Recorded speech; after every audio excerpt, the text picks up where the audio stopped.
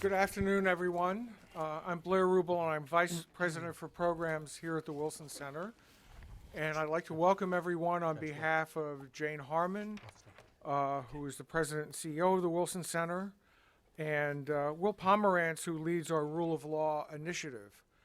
As it happens, both Jane and Will are overseas, so they asked me to welcome everyone on their behalf, and they really wish that they could be here because we all understand that this is going to be an interesting, exciting, and informative event.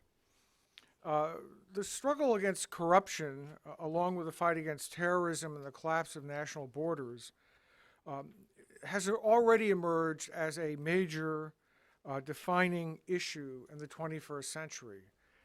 This is one of the reasons why we're inaugurating our Rule of Law initiative here at the center, because what we've discovered is that the challenges touch all the regions of the world we deal with, which are all the regions around the globe.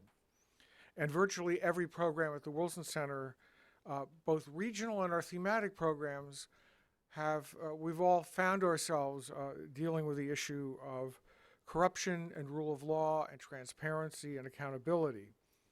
Of course, this is the internal story. The external story to the Wilson Center, the large story, is that every day in our newspapers there are headlines about these issues, not the least of which most recently being prompted by the revelation of the Panama Papers.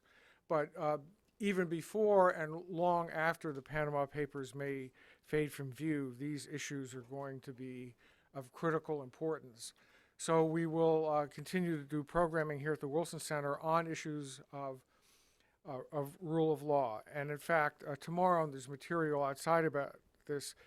The Vice Minister of Finance and Banking Superintendent from Panama will be here. And then on Tuesday, the Guatemalan Commissioner Against Corruption will be speaking here as well. So today's event is an important event in and of itself, but it also fits into the contours of ongoing Wilson Center programming. And in part for that reason, we have been joined here at the center by our now non-residential distinguished fellow, Judge Mark Wolf, and you'll be hearing from Judge Wolf in a moment.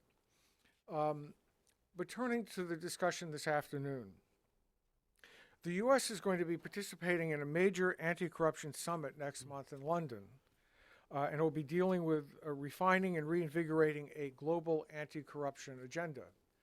And it seems appropriate to begin to focus attention on that summit and what might happen and placing what might happen at the summit in this broader context that we see playing out around the world of the challenges from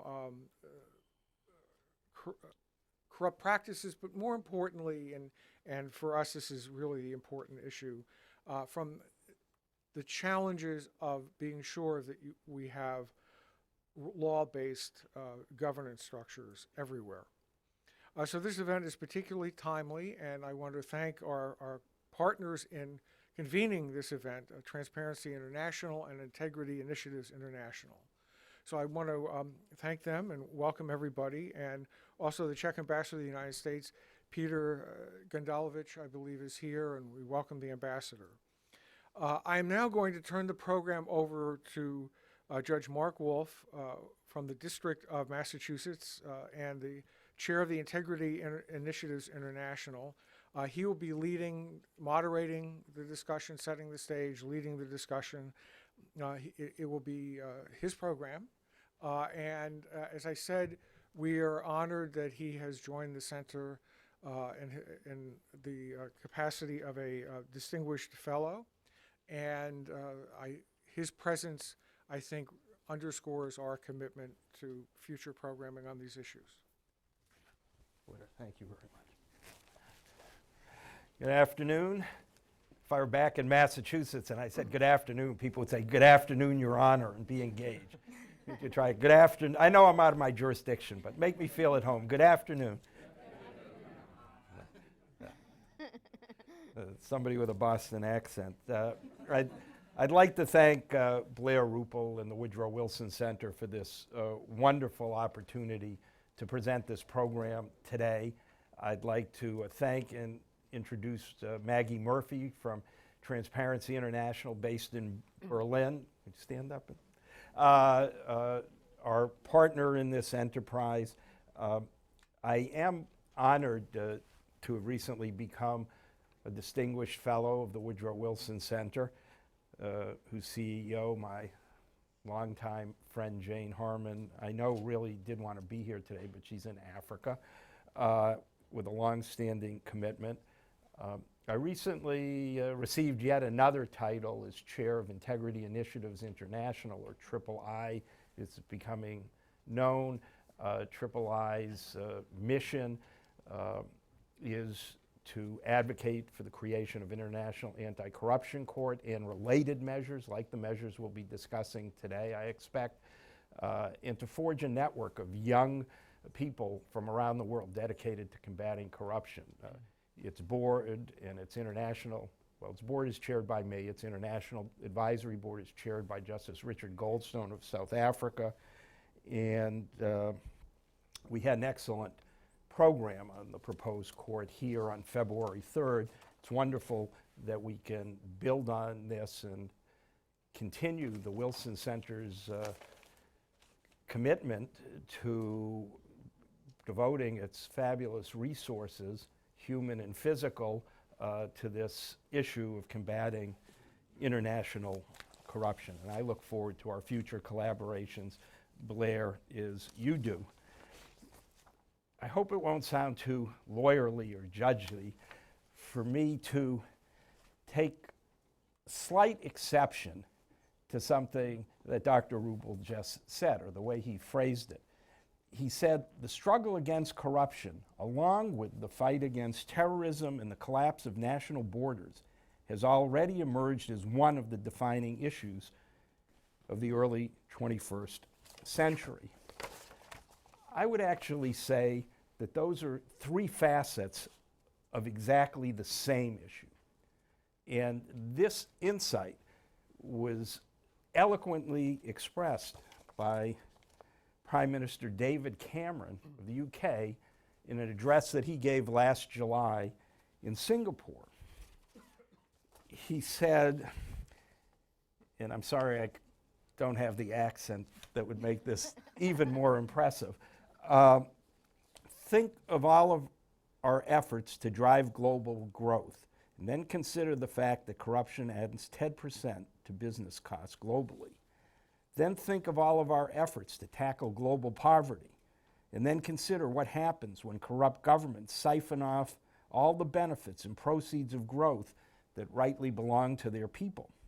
Think of all our efforts on the other side of the world to rescue people drowning in the Mediterranean, and then consider why those migrants are fleeing, in many cases from corrupt African states where they have no economic prospects because everything is controlled by a corrupt elite. Think of all our efforts to combat international terrorists in Boko Haram, Al-Qaeda, and most recently, of course, ISIL in Iraq and Syria. And then consider how an oppressive and corrupt government can drive its people into the hands of extremists in the first place. Corruption is one of the greatest enemies of progress in our time, Prime Minister Cameron said. And then he noted something very important, I believe. He said, and yet when it comes to tackling corruption, the international community has looked away for too long. Acting on those insights and that understanding, Prime Minister Cameron in Singapore announced that he would convene an international global anti-corruption summit in London. That's now scheduled for May 12th, less than a month from today. And the Prime Minister in that same talk in Singapore explained his aspirations and intentions for the summit.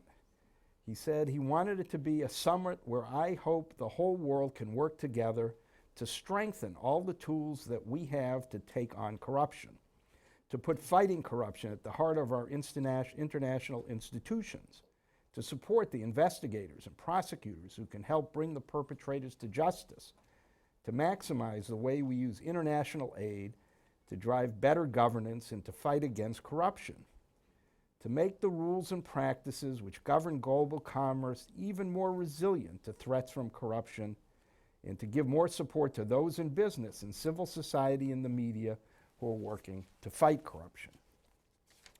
Today, well,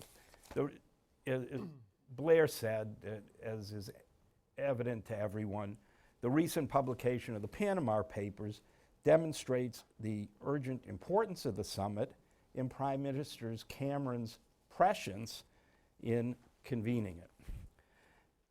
We're fortunate today to have on this program leaders in shaping the agenda for the summit, and I hope people who will successfully strive to assure that that meeting goes from rhetoric to reality. We have a representative of the UK, of the United States, of an eminent international organization, and of civil society. I've asked each of them to amplify in the relevant respects this brief introduction I'll give the speakers. But I will tell you that Nick Dyer is the Director General for Policy and Global Programs at the UK Department of International Development. He has a leading role in organizing the summit, and I hope making it the instrument for effective action that Prime Minister Cameron persuades me, and some of your colleagues have more recently persuaded me, is really wanted by the UK. Rob Leventhal is the chief of the Anti-Crimes Initiative in the United States Department of Justice. The United States has a long and proud history in the international anti-corruption, or I would now say counter-corruption, something more active, something stronger, movement as a result of the abuses of Watergate, which reminded us that we're not immune from corruption in our country. We enacted the Foreign Corrupt Practices Act, which is the most energetic instrument for combating corruption in the world today, I would say. We have advocated for the OECD Convention Against Bribery. Secretary Kerry gave eloquent, emphatic remarks in Davos about the need to combat corruption, drawing on his experience as a prosecutor. Some of you were here in February when I quoted them. And Rob is the point person for many of the United States' current initiatives. He's the co-chair of the G20 Anti-Corruption Working Group and is also working to shape the summit and I hope its aftermath. Nicola Pineau is the deputy head of the OECD Sherpa office and the Global Governments Unit. There, he's working closely with the OECD Secretary General and the Chief of Staff regarding corruption matters as they're addressed in the G20, the G7, and other multilateral endeavors, including the summit. Shruti Shah is the Vice President of Programs and Operations for Transparency International USA. She spearheads TI USA's work with the United States government, the G8, the G20, and the London Summit. The format for the program, Nick Dyer will make opening remarks. Rob Leventhal, Nicola Pineau, and Shruti Shah will respond. Then I will moderate some discussion among the participants up on the stage. After that, it will be opened for questions and answers. So, Nicholas Dyer. Nick.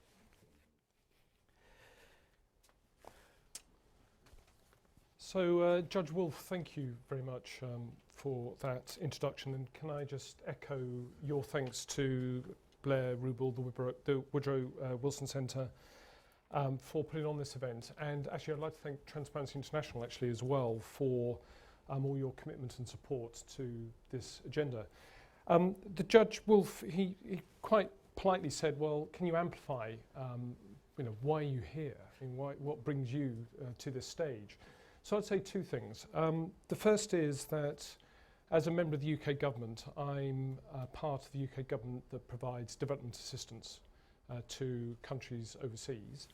And the UK Prime Minister is absolutely committed, 0.7% to aid, 2% to our military commitments. He thinks that aid is an absolute key part of our national interest, but also in terms of supporting countries around the world. So I'm a senior member of the government team that's putting together the Anti-Corruption Summit. But also, from 25 years of working in development, I would offer you two insights that I think is relevant for the summit. The first is that corruption absolutely blights lives and undermines economies. It holds back economies and it holds back people's lives. The second insight is, as an aid professional, we've spent 25 years, I spent 25 years of my career trying to do something about corruption in developing countries. Aid is necessary, but it's by no means a sufficient way of addressing corruption. If you want to change incentives and drive and change corruption, you can't do it through aid alone. And I think and I hope that some of the things I'll say now and some of the things that will come out of the summit will demonstrate that as well. Judge Wolf mentioned David Cameron's commitment and the reasons why we're doing the summit. I won't repeat all of them, but it is worth just reflecting on why we think this is important.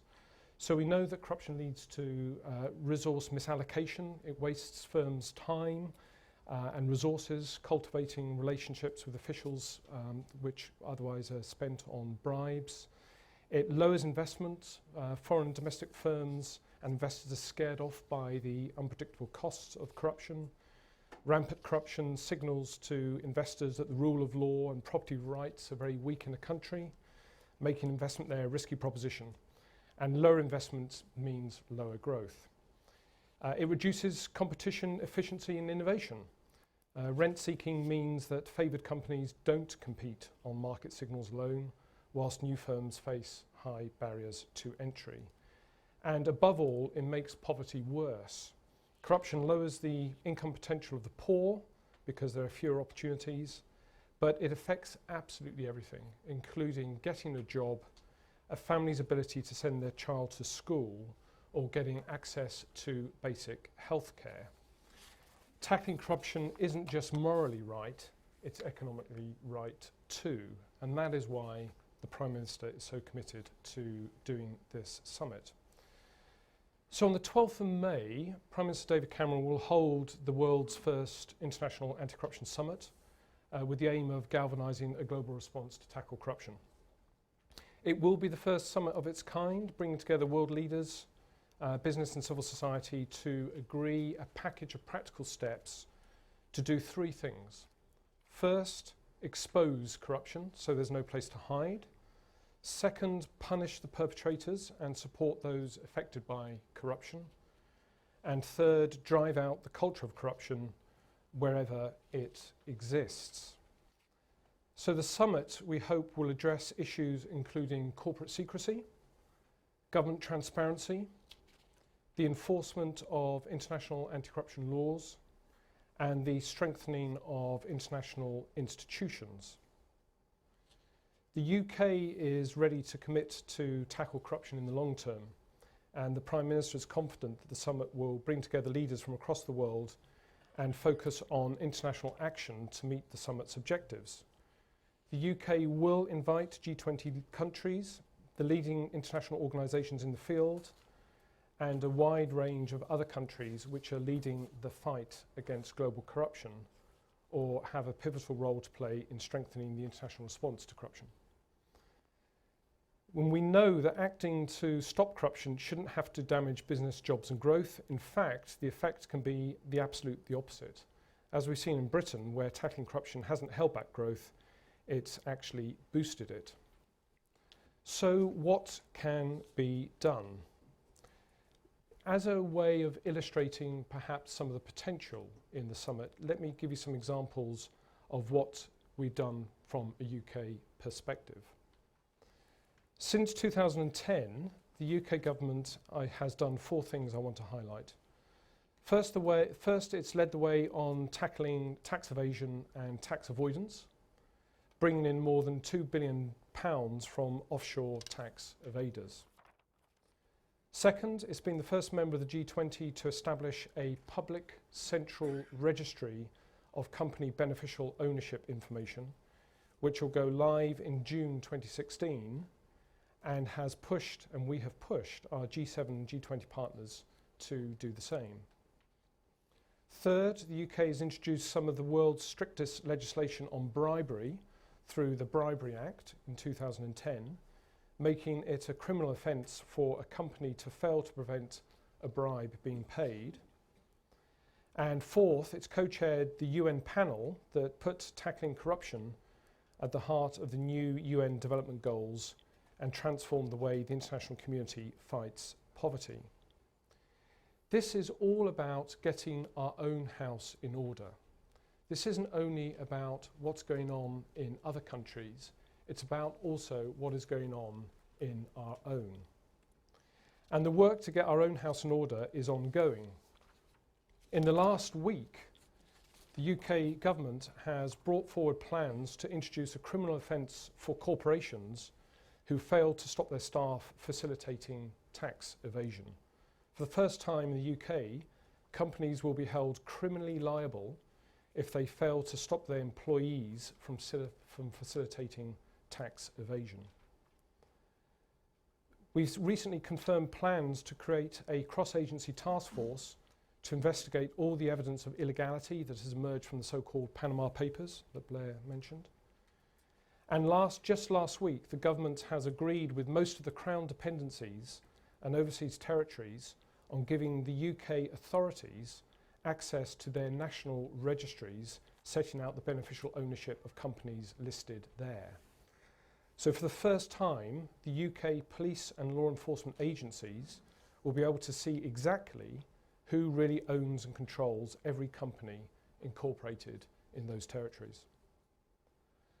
But corruption is also about looking beyond our own borders and working in partnership with the entire global community.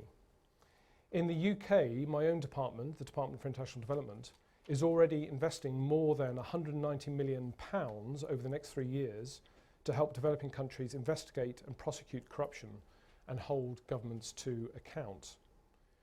We have created a new international anti-corruption unit in the UK's National Crime Agency, with £21 million committed up to 2020 to recover funds stolen from developing countries and prosecute those responsible.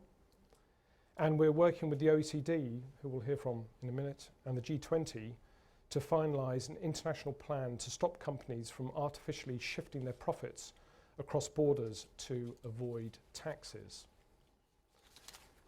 So this is about how we can help developing countries, but this is also about putting our own house in order. There are 3 people in a corrupt act. The person offering the corrupt act, the person receiving the corrupt act, and quite often a person facilitating it. And the issue is, how do we change incentives for both the givers, the receivers, and those who are facilitating the corrupt act? So the summit can galvanise action in these areas, such as these and beyond. And I certainly look forward to the conversation, the questions, and actually, most importantly, hearing your ideas as well in terms of what you think we should be looking at in the summit in May. Thank you very much. Thank you. You can clap. In that respect, we're not in court. Rob Leventhal, who was a clerk to a distinguished federal judge, will go next. Judge Wolf, are there any federal judges that are not distinguished? Feel free to. No. There is an element of redundancy, but it's like the children of Lake Wobegon. All are above average, but some are even more distinguished than others. A particularly distinguished federal judge. Well, thank you very much, and let me echo the thanks to the Wilson Center and to Transparency International. It's a pleasure to be here. It's nice to see familiar faces like Judge Wolf, and sorry about the Bruins, by the way. and Shruti and others in the audience who I know, and to meet new colleagues. My name is Robert Leventhal. As Judge Wolf mentioned, I'm a division chief in the Bureau for International Narcotics and Law Enforcement Affairs at the U.S. State Department. I would love to be associated with the Department of Justice. They Did do I such say the good work. Department of Justice? I'll take it as a compliment. I work in an office that works on kind of key anti-crime issues of global import and of import to the foreign policy interests and national security of the U.S. Among them, anti-corruption, and I've had the pleasure of working on anti-corruption policy issues in a variety of fora, the G20. Actually, UK is the current co-chair with China in the anti-corruption working group, but I had the pleasure last year in the UN Convention Against Corruption in other fora. So I guess my remarks will parallel to some extent those of Nick, and hopefully reinforce them. I want to start by really welcoming and thanking the UK and Prime Minister Cameron's leadership on this issue. As you indicated and explained in terms of why this issue is important from the perspective of the UK, I think the US very clearly, and as Judge Wolf said, shares many of those perspectives. And since Prime Minister Cameron was quoted, I want to paraphrase a little bit Secretary Kerry's remarks in Davos, Judge Wolf, that you referred to. I think they reinforce some of the themes that Nick brought up, and they set the stage for this discussion as well as for the summit itself. So Secretary Kerry, among other things, said the quality of governance is no longer just a domestic concern.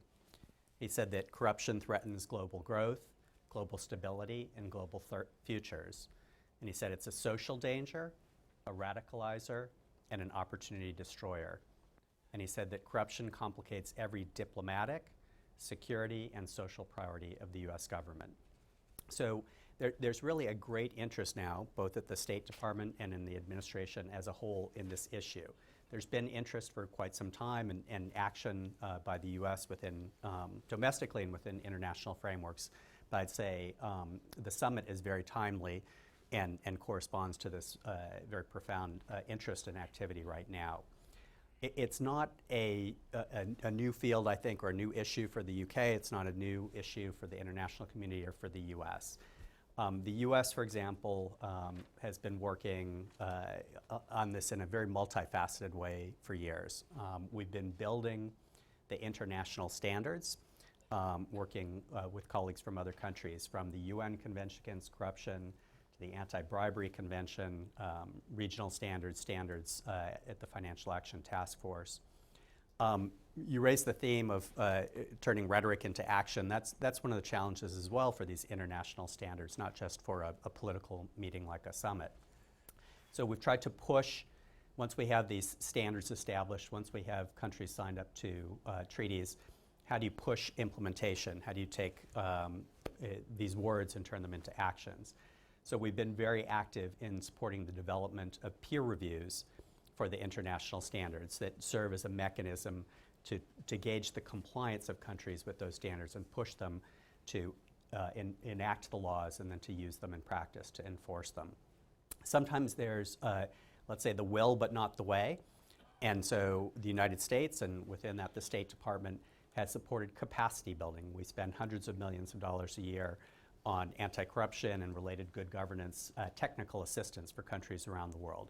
The bureau I work for at the State Department, International Narcotics and Law Enforcement Affairs, is very active in this area with the focus particularly on criminal justice systems and other government elements that play a role in integrity. Just to mention two or three, in Ukraine, where the patrol police was viewed as one of the very corrupt entities within government, we worked with the Ministry of Interior to select, vet, train 7,000 new patrol police, and this new force now enjoys an 85% approval rating within the Ukrainian populace, which is a sea change. Some of you may be familiar with the International Commission Against Impunity in Guatemala, CICIG, by its initials in Spanish. The U.S. has been a lead donor for that entity since 2008. that has achieved some really astounding successes in uncovering and remedying pervasive corruption in taxation, penitentiary, in the civil police, Social Security Health Institute, and led to the resignation of the then president of Guatemala in 2015. We don't just work with governments, we work with civil society, and I think as a general matter, our approach is multifaceted or multi-stakeholder in that regard as well. To give an example from Mexico, we work with a local NGO that has developed sort of citizen watch booths and advocacy shops in the district attorney's offices in 3 of the states, the Federal District, Puebla, and Estado de Mexico. These monitor citizens' interactions with government officials, give advice, try to prevent corruption or irregularities, and we've trained investigative journalists there as well. So aside from these efforts to promote implementation, and this goes to the summit as well, you need that element of political will. So within the G20, within the G7, within APEC, we've been involved in trying to get our leaders together to set the agenda, to build political will, to move towards implementation. Some of these efforts are intergovernmental, and some are multi-stakeholder. So we've been very involved, for example, in the Extractive Industry Transparency Initiative, EITI, and in the Open Government Partnership Initiative, a more recent, very important initiative.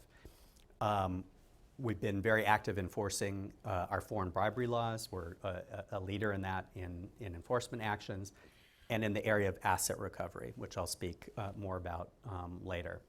At the State Department, we work on these multilateral frameworks, working, of course, with the Department of Justice, Treasury, different agencies. And we're trying to up our own game as well. I'm sure everybody in the room is familiar with the QDDR, the Quadrennial Development and Diplomacy Review. I'm sure you looked at it, in fact, before you came here, right? Everyone knows the QDDR.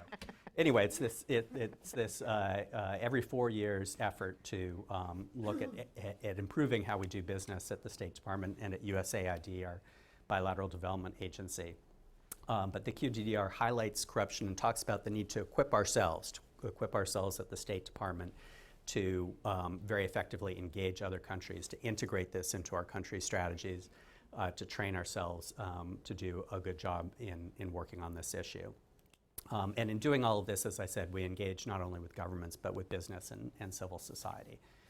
So the summit comes, I think, at a very propitious time. It's almost the golden year for international anti-corruption.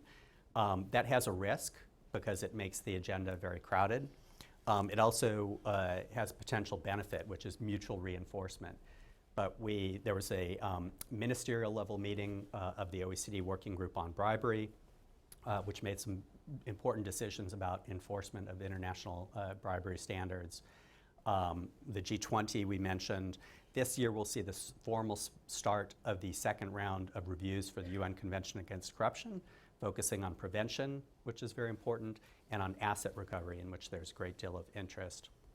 The G7 continues strong work on this, and as was mentioned earlier, events that come into the public domain, like the Panama Papers or the FIFA scandal, bring these issues very much before us in a very vivid way. In terms of the perspective on the summit itself, and Nick gave some of the broad themes and issues.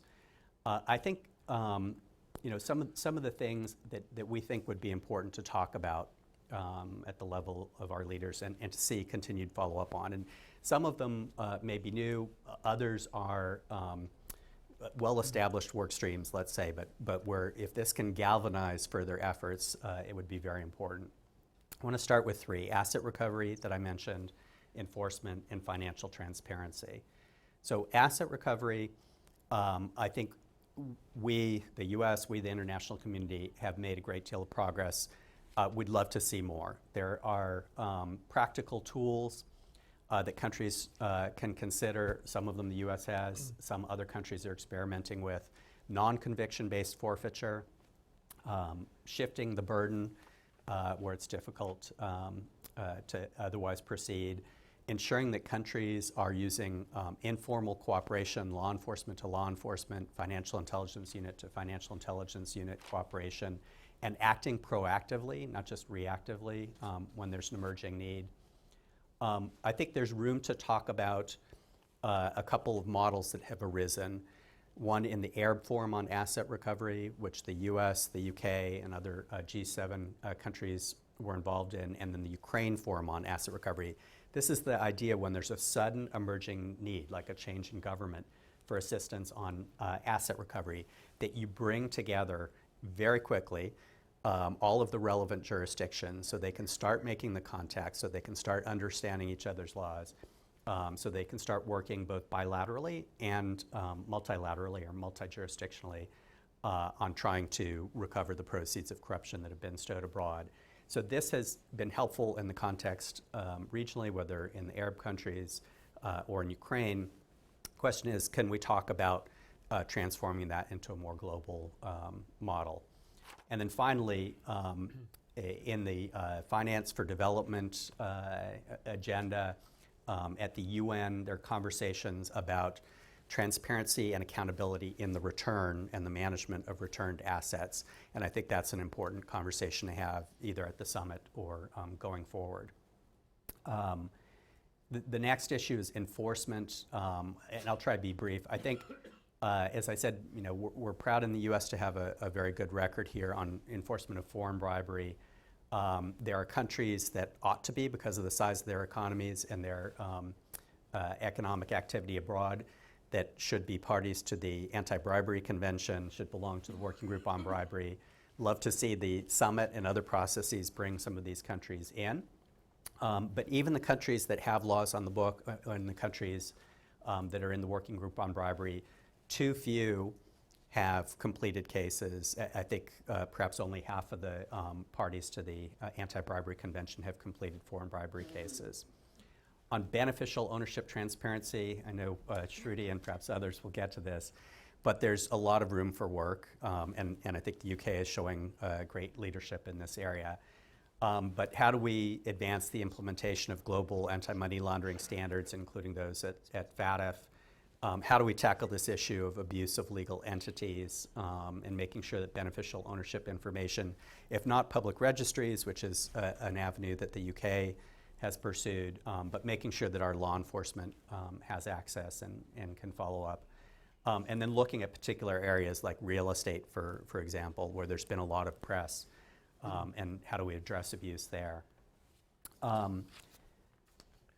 Depending on my time, I'll mention 2 or 3 other areas. Maybe we ought to come back to Yeah. this in the discussions, Good. because as your comments are illustrating, this is an incredibly rich area where a lot has been done and much more needs to be done. But Nicola Pineau from the OECD, Rob was just mentioning the Convention Against Bribery and the difficulties in enforcing it. We're interested in everything you have to say, and as you know, that subject's of particular interest to me. But Thank you, Judge Wolf. So first of all, thank you for the invitation to the Wilson Center and to Transparency International. We, the OECD, are very glad to be participating in this discussion. We are indeed very supportive of the priorities identified by the UK in the context of the summit that will take place next month. And we've been working very closely with Cabinet Office to help ensure that the summit is conducive to concrete commitments and, let's say, tangible progress. We also think that it will be critical for the summit to build on what already exists, on existing instruments and mechanisms, and to build on what is being done in other fora like the G7, the G20, and of course at the OECD. You will not be surprised about it. We think in particular that the OECD can play a role in monitoring, help to monitor and support the implementation of what will come out of the summit. So what are the issues where the OECD sees some potential progress following the UK summit next month? I would like to focus on 2 two key elements. The first one is indeed the Anti-Bribery Convention. And the second one is beneficial ownership, because as you know, the OECD has been playing a central role in the fight against tax evasion for quite a long time actually, but of course it gained a new momentum with the support of the G20 after 2009. So first, OECD Anti-Bribery Convention. There are still a number of G20 countries, India, Indonesia, Saudi Arabia, that still have no legislation that criminalizes foreign bribery, and which together with China are not party to the convention. And of course we need to have these countries on board if we want the ABC, the Anti-Bribery Convention, to really play its role as contributing to level the playing field in international business transactions. But I would say it's also important for these countries themselves, if they want to become or to remain key player in global value chains, because more and more to be partner with big multinational enterprises, the requirements in terms of responsible business conduct are quite stringent. So it's important for the parties to the convention, but it's also important for these countries, we believe. So it can be indeed, there could be indeed a strong call following the UK summit to these G20 countries that are not parties to the convention to adhere to the convention. But there is also a need to reinforce the enforcement of the convention by the parties themselves. Because in fact the enforcement of the convention by the parties remains relatively weak and uneven. Excuse me, it may be that we're talking shorthand that we understand. The United States Foreign Corrupt Practices Act makes it unlawful for any company essentially doing business in the United States to bribe a foreign official. It doesn't make it criminal for the official to accept the bribe. The OECD Convention Against Bribery is an undertaking by, I believe, 40 countries to enact similar legislation, which again would criminalize the conduct of the person paying the bribe, who might be a victim of extortion. And 40 countries have signed that convention, I believe. The Transparency International report about a year ago showed that only 8 of them had ever enforced it. The vast majority for many years were actions in the United States, and recently the UK has energetically got into this. That may, for some people, make what's very clear to us more understandable. And if I may, 40 countries, it's broader than the OECD membership, which is 34 countries.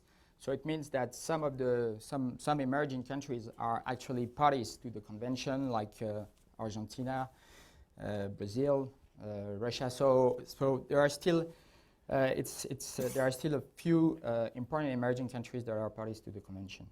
But if I come back to the enforcement of the ABC by the parties themselves, in fact, the OECD has been compiling data on the enforcement of the convention by the parties since its entry into force in 1999. And since then, 361 individuals and 126 entities have been sanctioned under criminal proceedings for foreign bribery in 70 parties. And at least 95 of the sanctioned individuals were sentenced to prison for foreign bribery. This is not bad, but as ministers noted at the OECD ministerial meeting that took place last month, this is not good enough, and the enforcement of the convention could be reinforced in that respect. If I move now to beneficial ownership, and of course it will be high on the agenda following the Panama leaks. Here again, international standards exist. This is the FATF 2012 standard, which is now, by the way, incorporated in the common reporting standards for automatic exchange of tax information. and in the OECD's Global Forum terms of reference for the exchange of tax information on request. We believe, at least at the OECD, that this FATF standard is actually good, that it's strong enough, and this is the message that our Secretary General will convey to G20 finance ministers on Friday. But what is less robust is the enforcement of this and the effective implementation of this standard, which remains indeed weak and uneven, including in OECD countries. For instance, no OECD country is fully compliant with the beneficial ownership recommendation for legal arrangements like trust or foundations. And we think in particular that there are two areas that deserve further attention. First, making sure that beneficial owner information collected under this existing standard is of the highest possible quality.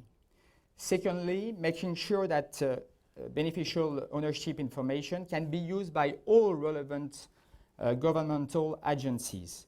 And it is telling to see that only 1% of the foreign bribery cases tried in the past 10 years were detected by financial intelligence units. So it shows that there is a need for better coordination within the government, and that we need to have a sort of a whole of government approach to the implementation of beneficial ownership.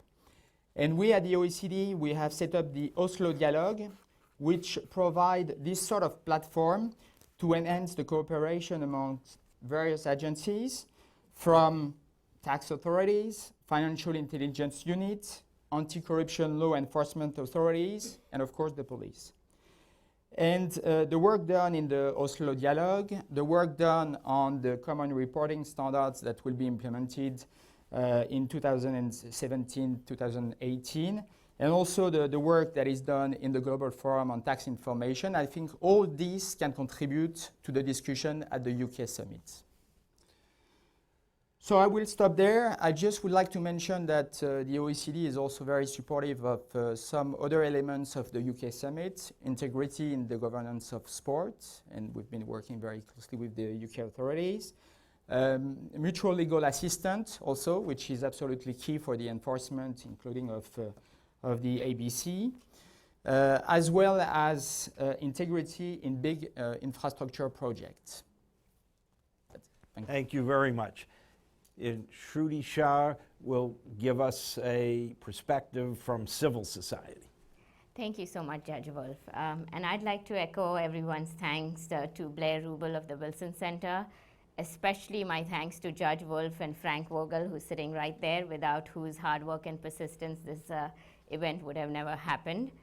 A special thanks to my colleagues who've flown all the way from the UK, Maggie and Jamila, to support me here today, so thank you very much.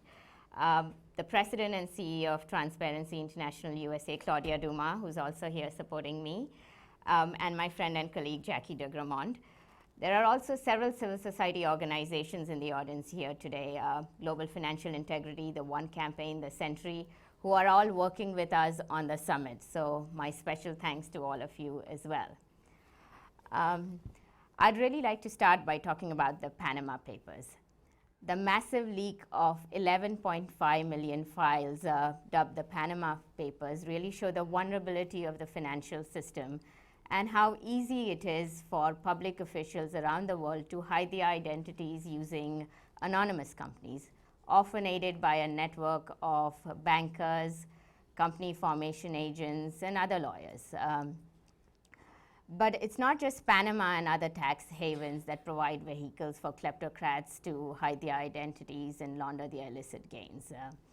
The same weekend as the Panama leaks, I sent my husband to return an overdue library book. I live in Arlington, Virginia. And upon his return, he came and told me that my library card had expired and that I would actually need to take a current utility bill showing my current address or an unexpired driver's license with my current address to the library to renew my card. Now, I found that astonishing because if I were to open an LLC in Delaware, I wouldn't need that information. In fact, so synonymous is Delaware with anonymous companies that it was named in Transparency International's Unmask the Corrupt contest as one of the most symbolic cases of corruption. And you know, it's not just Delaware. In any state in the United States, in all 50 states, you can form a company without having to disclose who actually benefits from the company and who actually controls the company. Now, why is addressing anonymous companies important to us, and why is it important to the fight against corruption? Let me give you another example. As all of you have been reading in the news, several public officials have found their names in the news. Many of them have been using Mossack Fonseca as anonymous companies. There's no indication yet that all of them have indulged in any wrongdoing, though some of them may have. And one such person whose name has been brought up in the news several times is the Prime Minister of Pakistan. Now, the Prime Minister of Pakistan in the last week or so has set up a judicial commission to investigate the issue of offshore holdings and also the issue of hiding assets. The judicial commission is going to be headed by him and will report to him. It's very unlikely that any judicial commission that reports to him will find any indication of any wrongdoing by him. That essentially is the problem. The biggest obstacle to fighting corruption is ending impunity. It's impunity enjoyed by leaders around the world. And that is really the biggest obstacle we hear from all of our chapters, which are in 100 countries around the world. Ending safe havens for kleptocrats is essential to ending impunity. And this is something that the United States has the power to do. And the UK summit offers a golden opportunity for the United States to do just that. Kleptocrats all around the world want to escape public scrutiny. And they want to enjoy their wealth. So one way for them to do so is to establish companies in countries which do not ask any questions about the true ownership or the true control of the company. And once you open such an anonymous company, you can open a bank account, you can wire funds, you can buy property, and continue the process of laundering your illicit wealth. There have been many, many cases which involve the use of anonymous companies for facilitating bribery. Recent cases involved Wimpelcon and also Unaoil, the company which is at the center of a massive corruption scandal. All of those showed, shell companies being involved in facilitating bribery. So increasing beneficial ownership transparency is really important to reduce the opportunities for corruption. But it's not just about foreign corruption. Let me be clear about that. Anonymous companies have many uses. In the US, they've been used to facilitate domestic bribery.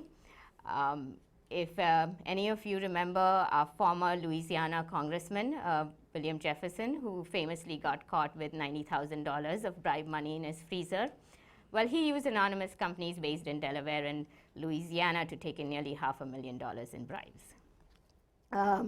There have been cases in the US of anonymous companies being used to defraud the elderly. There have also been significant amount of cases of anonymous companies being used to defraud the federal government. One case that sticks to mind is a contractor which defrauded the federal government by using anonymous companies and really overcharged the federal government for food and water for our troops. In this case, they had to plead guilty, and they paid several $100 million in criminal and civil fines and penalties. The initial stories coming out of the Panama Papers, including in the Miami Herald. The Miami Herald, by the way, is the only US news organization which worked on the ICIJ investigation.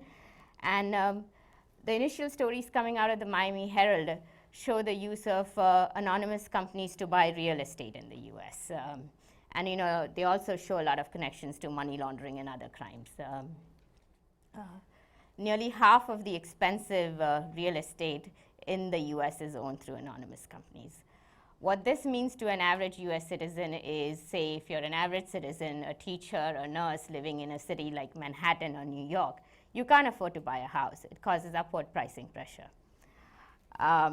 For these and so many other reasons, really because anonymous companies have been shown to be involved in so many crimes, It's time to stop that now. And I think the US really has the power to do so at the summit. And I have 4 recommendations for the US. So the first one starts with legislation.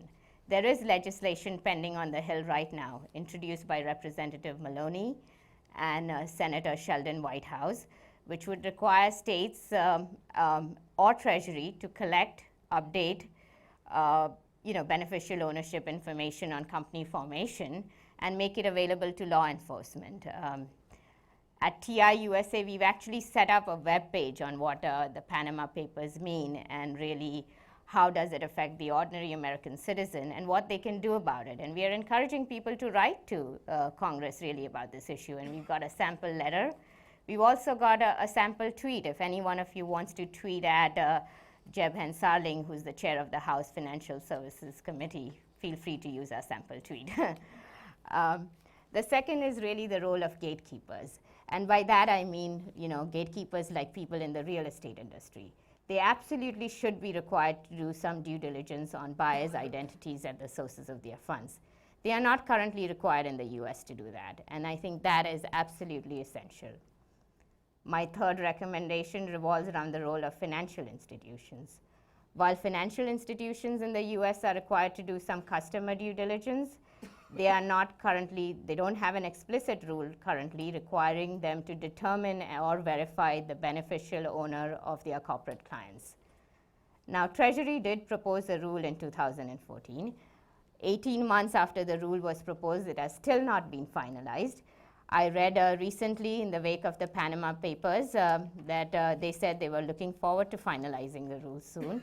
We are looking forward to it as well. The rule, as currently written, is weak and needs to be strengthened. So we want them to strengthen the rule and finalize it. Now, I mentioned federal procurement as one of my last examples. In 2014, the US federal procurement amounted to upwards of $400 billion. So that's a huge amount. If you're doing business with the federal government, it's a privilege. It's taxpayers' money. People who are doing business with the federal government should be mandated to disclose their beneficial ownership information. So those are my recommendations. I'm so glad Rob is here. I could share them with him in particular. Thank you so much. Thank you.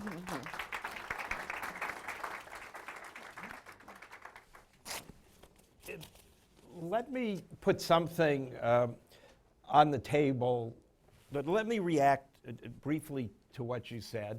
And in this respect, I know I'm out of my actual jurisdiction. I'm a judge. You don't have to agree with this. You won't be held officially in contempt if you don't. But I'd like to respond to some of the points said and then get your responses with a goal to seeing whether the summit, in a way, can respond to any of these observations that you think are valid. Rob mentioned Secretary Kerry's talk at Davos. In that talk, where he did say, because of the consequences of corruption, particularly grand corruption at the highest level, it can no longer be properly considered a domestic concern. And he drew on his experience as a prosecutor in Massachusetts in saying, I know it's difficult to deal with these things, but it's important that it be done. I was very pleased to hear Nick Dyer's succinct but strong description of the goals of the summit. If I wrote it down right, to expose corruption, to punish perpetrators and end the culture of corruption where it exists. I do believe that grand corruption, abuse of public office for personal gain by high officials is endemic in many countries. It depends on a culture of impunity because those people control the police, the prosecutors, and the courts in their country, and they don't permit investigations and prosecutions of themselves, their families, their friends. Very important, in my view, that I've expressed here at length on February 3rd and elsewhere. There needs to be the credible threat of criminal prosecution to deter corruption. There is a lot of activity with regard to asset recovery. And of course, it's commendable when corruption's occurred. but it's focused on what do you do after there's been massive corruption. And the Department of Justice has a kleptocracy unit. They had a $100 million case against the son, who is also official of Equatorial Guinea. They managed to recover 30 of the $100 million.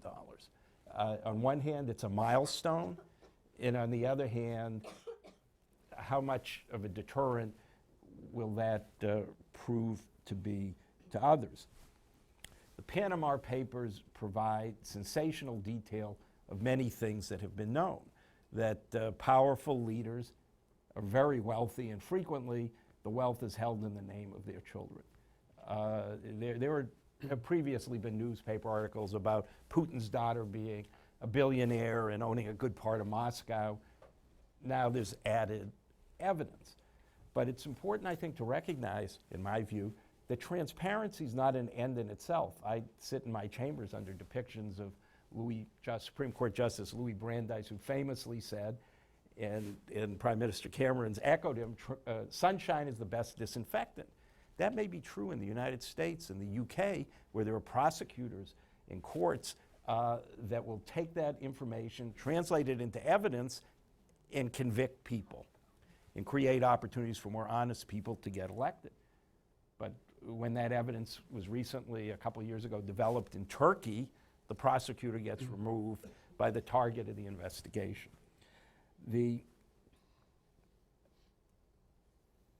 What we really need, in my view, and I wonder how the summit can contribute to this, is more effective investigation, certainly. But then someplace where this evidence can be used. And it's a tremendous challenge. The OECD convention and also the UN Convention Against Corruption, that hasn't really been mentioned, are very important to this discussion, I think, because they establish standards. The UN Convention Against Corruption, signed by 177 nations, obligates all of them to have statutes that make bribery and extortion, money laundering, illegal, and they have them. But the UNCAC, as it's called, is not enforced by most countries. The monitoring is weak, and I think was deliberately designed to be weak. And participation in the UNCAC can give a patina of legitimacy to corrupt countries.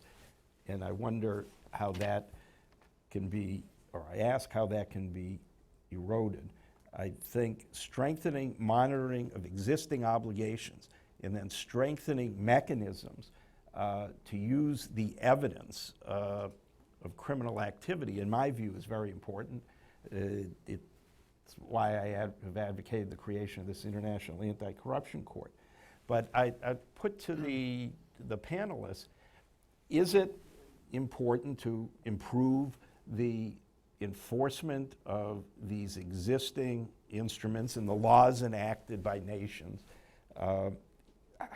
How can the summit contribute to strengthening enforcement and therefore the kind of credible threat of prosecution that has, in my view, the best chance of eroding this culture of impunity? You're free, as I said, to challenge any of those premises or to discuss some of the points raised. I'll go first. I absolutely agree with you. It is critical to end impunity, and we have to see enforcement and strong enforcement.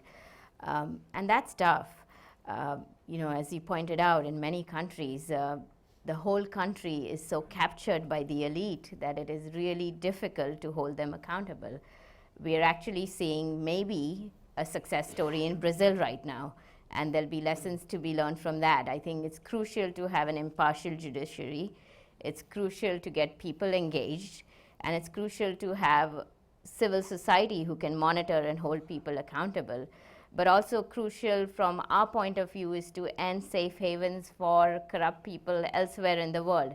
If they are not being able to held accountable in their own country, then we should make sure that they are not allowed to transfer their funds and buy a mansion in Malibu or get visas to visit the US. And the question, perhaps to your colleagues on the panel, if you agree with what Shruti just said, with what the point that I made, what can the summit do to contribute to this? Nick? Well, I mean, let me offer two observations. I mean, we can get very lost in the detail very quickly here. But I would say two things. One is, you mentioned Senator Kerry on this, that it's no longer a domestic concern. I think there's in my time this is a real fundamental shift in attitude towards corruption. In DFID, in my part of the business, we've been talking about this for 20 years. It's for the first time, I feel, in the UK government, that the whole of the government is prepared to do something about this. And they're prepared to do something about it because they see it as a security issue as much as a development issue. And it doesn't matter what's driving it, but I think there's been a real significant shift in attitude towards this. Then there's a question around, and you're absolutely right, this is about changing incentives and changing and stopping impunity.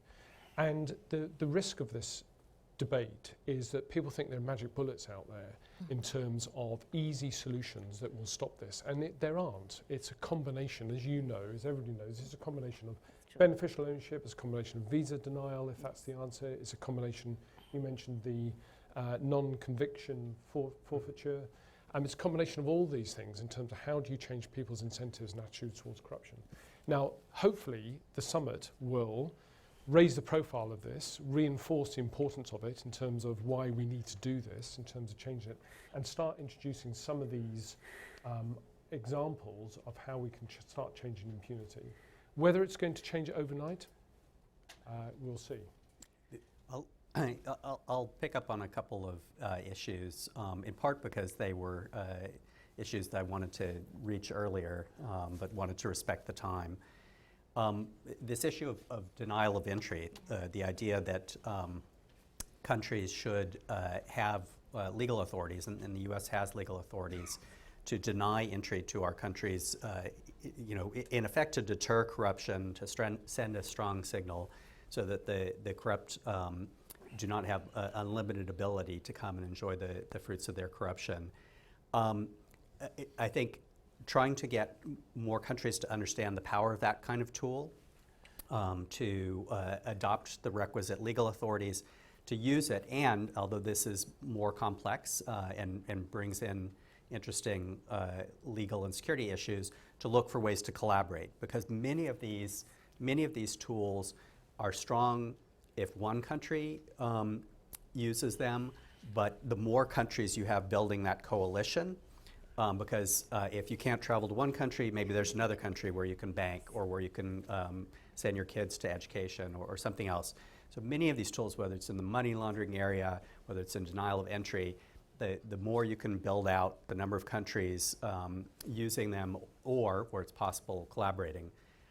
The other issue I want to mention was this issue of corruption and security and stability, and this came out in some of the remarks earlier. I don't know that this will be an issue at the summit. I think we'd hope that it would be.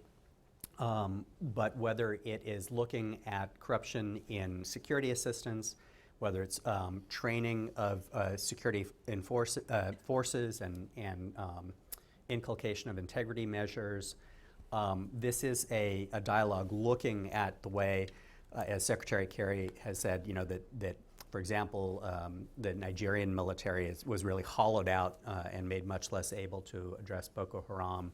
And there are other examples we can think of where countries' resilience from insurgency, from outside influence, have been diminished because of corruption. That's a conversation I think that's growing in governments and in civil society and think tanks to continue to have.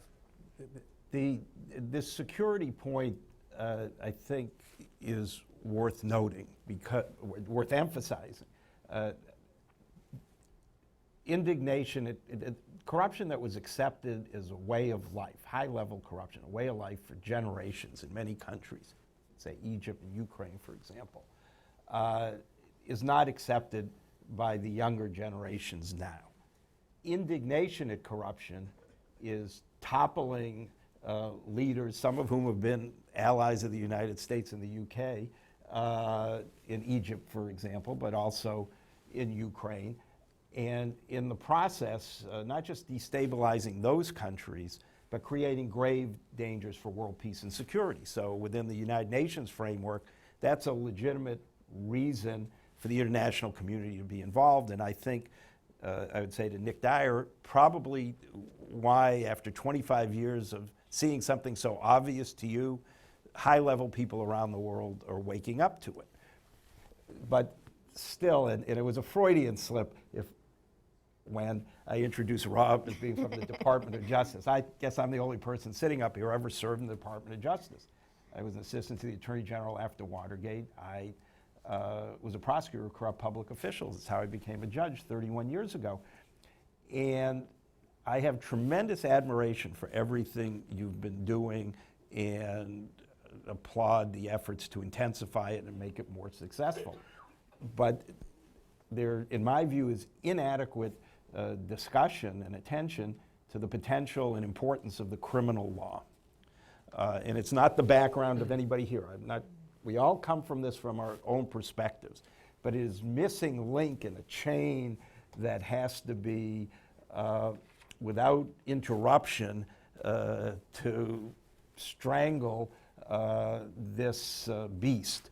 And I met yesterday with the law enforcement officials from the UK who have part of the portfolio for the summit. And to pick up on what Rob said, and what he said will be music to their ears, but not the first time they've heard it, improving collaboration of the willing and able to investigate and develop the evidence will be very important. But ultimately, when we succeed in that, and I hope that will be a tangible takeaway from the summit, in a year or two from now, there'll be an ability to point to some institution that improves the collaborative investigative capacity of governments who are on the right side of this and serious about it. There's still going to be this issue, what do you do with the evidence? And it's going to be a vexing issue. It's part, I think, of an important discussion that needs to complement the conversations, the colloquies that you at the table and your colleagues have had for a long, long time. And then it will give much greater value to everything else you're seeking to accomplish. It'll make the OECD, the laws enacted pursuant to the OECD Convention, real and not just paper commitments. Perhaps you'd like to respond to each other, or we can open it up further. Yep. One? The time is Quiet. With a view of the time, how about some questions? And I apologize, I got the light in my eyes. There's probably people I should recognize who I don't know. How about right back there? Is it chilly or is it just me? It's freezing, and I don't have pants. Yeah, I'm shaking. Hi, thank you so much for this wonderful discussion. My name is Pooja Rangaprasad, and I'm with Financial Transparency Coalition. I think, of course, Panama Papers has brought the role of tax havens back at the center of this debate around kind of global corruption. And it's long been actually a challenge of global governance. And it's astounding to me that we still don't have an institution where we can have a political conversation where the institution is democratic, so that means all governments are present there on equal footing. And two, that it's neutral, so there is no constituency to please.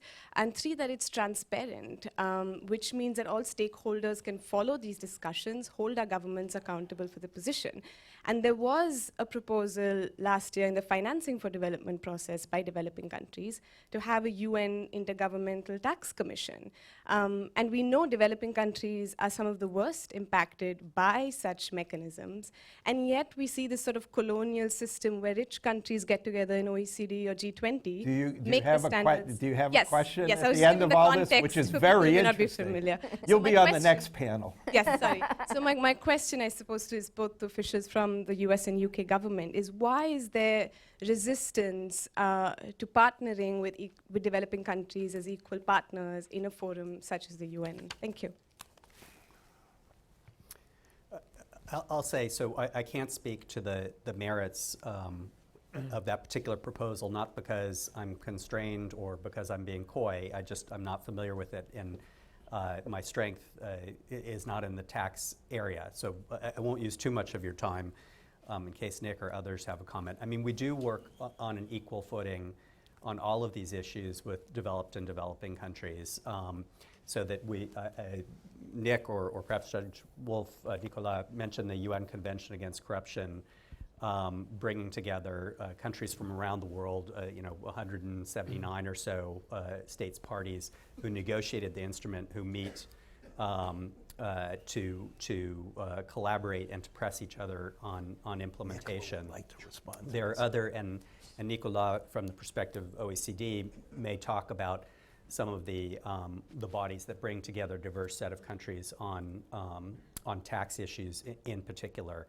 And some of the bodies are intergovernmental, just because some bodies are, and the U.S. presses for transparency, but there are conversations. I will say I've been a civil society person. I've worked for international organizations. I've worked for government. There are some conversations that will only be impactful in a way that you and I would agree is beneficial if they're intergovernmental. There are other, but we seek to make them transparent to the extent possible. There are other fora, as I mentioned earlier, that we very much support or that we helped create that are multi-stakeholder and bring together governments, civil society, and governments from around the world and business. But let me stop there because Nicolas? This is a conversation that we have had with the NGOs and the civil society for quite a long time now, so I know the criticism very well. May I recall that the Global Forum on Tax Transparency and Exchange of Information for Tax Matters, tax purpose, is a forum with 134 countries, half of which are developing countries.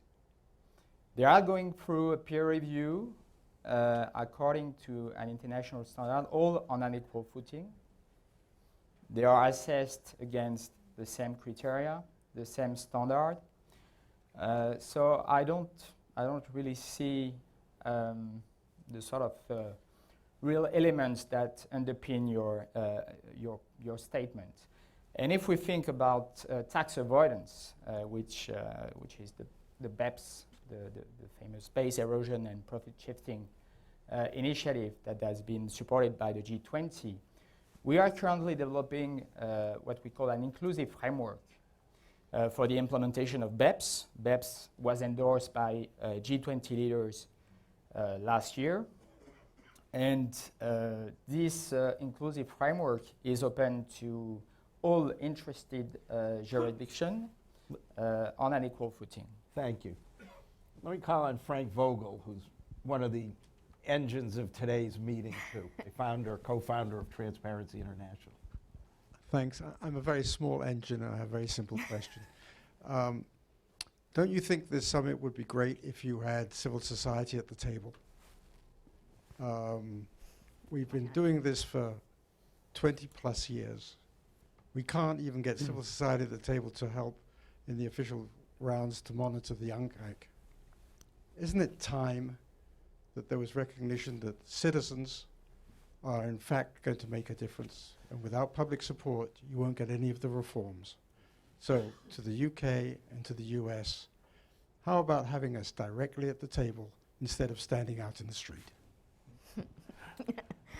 I think that's for you first.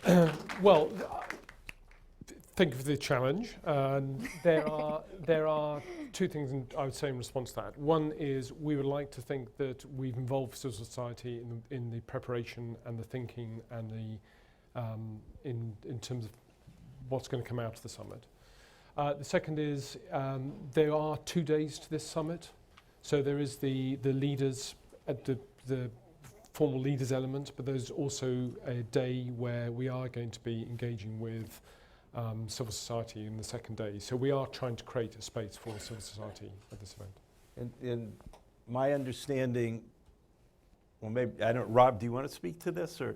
You know, I'll say I wouldn't want to speak to the format of the summit in particular, though Nick's words are very welcome. I mean, this issue is a critical one, and we do push for the involvement of civil society, whether it's making them equal stakeholders, not making them, but working together so that we're equal stakeholders in initiatives like the Open Government Partnership Initiative, or pressing other countries. And this is the blessing of multilateralism, is that you get a very wide range of diverse countries and you try to all move forward in a positive direction. Multilateralism involves negotiation among diverse viewpoints, but we the US, I think this is the UK position as well, and the position of other countries, push to have more and more civil society involvement, whether it's in these monitoring processes or other kind of policy processes. And sometimes it's not as fast as we would like, but it's something that we continue to push on. My understanding is that the mechanics of the summit, as well as the substance of it, haven't been finally defined, but I thought actually there were going to be some opportunities at the main day, May 12th, for representatives of civil society as well as leaders of government, and I think we just heard a very eloquent argument for that. Gentleman right here. We have a microphone? Robert Schroeder with International Investor. Mine's a very simple and pragmatic question. The role of attorneys and law firms. We haven't heard much mention of that. Will that be covered in the summit? Because clearly we've seen a couple reports lately that they are indeed the great facilitators of much of this activity. Whether that will have a role at the summit. I will say that I'm going to answer a broader question, which is, and I alluded to the general principle earlier, and it might even be an artificial division between civil society and the private sector, but governments can't do this alone. It has to be through engagement with the private sector, and that includes the legal profession. There are some things that governments can demand. There are other things that governments can support and can encourage or respond positively when the private sector, whether it's businesses, whether it's gatekeeper type entities, including the legal profession, to use the term earlier, put their house in order. So I think it's an important element. Whether it is a element at the summit, I think that remains to be seen. And I would reinforce that. I mean, I think that we should separate what goes on in the summit and what we think needs to be done after the summit. And I think this whole issue of the facilitators, the estate agents, the accountants, the lawyers, as I said, there are three entities in any bribe, needs to be addressed. And this is about standards, it's about codes, it's about challenging those professions to operate in a different way. We have just a short amount of time left because we started so late. I think I see at least two more questions. Well, lots more questions. But how about the gentleman all the way in the back? Richard America at the School of Business at Georgetown. We have a Georgetown Institute on the study of markets and ethics. And we'll be teaching African faculty members who teach business ethics techniques for teaching it better this summer. The point is that creating business ethics instruction is one of the tools for shifting the culture in the management profession, and it's a big part of the solution to the problem. So we're hoping that foundations, corporations, development institutions will join us and improve the teaching of business ethics all over West Africa, all over the world. Thank you. That's great. Let's see. Right here. Thank you, Jeff Goldstein, Open Society Foundations. You just spoke about facilitators, but what about governments? I mean, whether it be the state government in Vermont or Wyoming or the governments in Panama or the British Virgin Islands, there are a lot of governments that benefit quite handsomely from this trade. So what can be done about that? So unless anybody wants to jump in. Let's hear. So, not necessarily mine, Shruti. You know, I think at the risk of repeating myself, number one, it's this, I won't call it long-term, but medium-term effort that we have already undertaken. It's certainly not done, but to create standards that are not just one country's standards, but that are standards shared among countries as a sovereign act.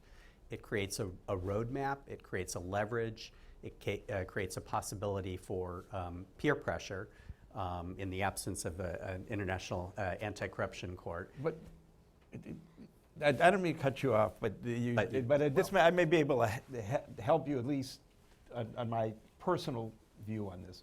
And again, I'm not sure the issue is obvious. The United States has got a lot to be proud of, as I said, in this area, going back to the Foreign Corrupt Practices Act. Our performance on the transparency of beneficial ownership is not one thing we have to be proud of. We have a federal system. You have 50 state governments and the federal government. Corporate law historically has been the province of the states. In some of the states,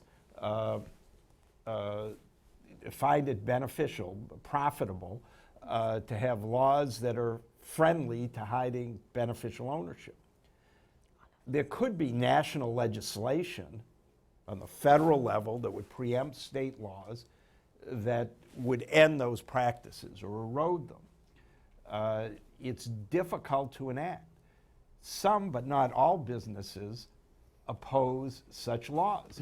When we were here on February 3rd, my friend and former colleague in the U.S. Attorney's Office, Brackett Denniston, who's just retired after 15 years as general counsel of General Electric, got a question, should we be having greater transparency of ownership, corporate ownership in the United States? He said it's a no-brainer. Yes, of course. But there's a question of political will. But I think you've identified an issue that's very important to the United States in our effort to be a formidable foe of international corruption. If it may please the court. Yes, it may. I do just want to briefly conclude because we, you know, and this goes to some of Shruti's recommendations as well. I mean, the administration does support legislative efforts to require identification of beneficial owners of U.S. legal entities.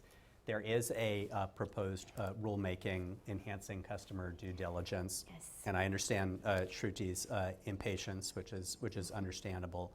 We do, I mean, I think other voices will differ. We are leaders, whether it's at the Financial Action Task Force, at the G20, and other fora, in trying to raise the standards, and they apply to us. We you know, the peer reviews I've mentioned, we're peer reviewed. We're undergoing our FATF mutual evaluation, and we're pressed just as we press others. But that's how you lift the boats, and we press other countries bilaterally as well. Can I just make a comment? I mean, 10 years ago, you would have had a conversation that went along the lines of, well, there's a competitive advantage in not addressing this. Now the conversation is along the lines of, it's in our national interest to do something about this. Because it's the nature of the calculation is changing in terms of the impact corruption is having on not only on the economics, but also, and not only on the moral case, which is where the development angle quite often comes from, but also in terms of the stability and the security case as well. We're going to have to stop. We started about 10 minutes late because there were so many people to get through security. The panelists, including some of them are here, Nicola Pineau, Nick Dyer for the IMF World Bank meetings that are going on this week. But I'm confident that you join me in thanking them for really this first preview of the summit, an opportunity hopefully to shape it. Thank you very much.